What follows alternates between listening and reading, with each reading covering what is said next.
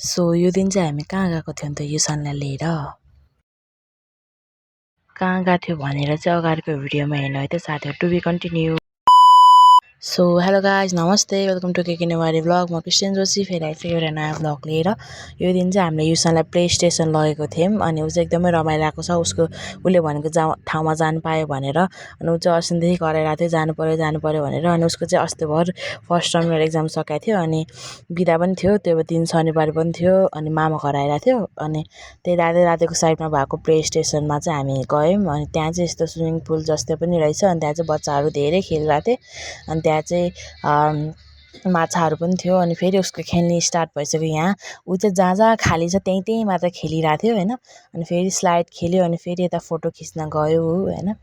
अनि फोटो खिच्न गयो अनि फोटो खिच्नलाई मानिरहेकै थिएन अनि फेरि नखिचिकन आयो अनि गयो फेरि यता खेल्नलाई।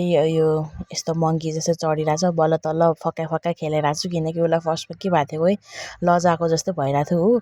अनि त्यसपछि धेरै भएको मान्छेहरू भएको ठाउँमा खेलिरहेको थिएन कि ऊ, धेरै बच्चाहरू भएको ठाउँमा। अनि जहाँ खाली छ त्यहीँ मात्र खेलिरहेको थियो। अनि फेरि यता सिसा किनार लाग्यो, अलि माथि रहेछ त्यो चाहिँ अनि त्यहाँ पनि खाली नै थियो। अनि फेरि यता कम मान्छे भयो अनि फेरि यता ठुलो बलसँग खेल्दैछ ऊ चाहिँ उफ्री अनि यता चाहिँ बच्चाहरूको लागि एकदमै राम्रो ठाउँ रहेछ।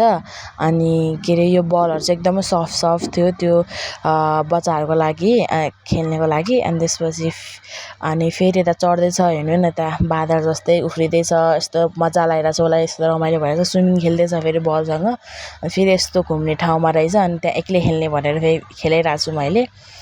अनि फेरि ट्राम्पोलिनमा गयो अनि त्यहाँ मान्छे आएर फेरि फर्केको हेर्नु, बच्चा आएर एकजना अनि फेरि एक्लै भयो अनि खेल्न थाल्यो उफ्रिँदै नाच्दै बाँदर जस्तै।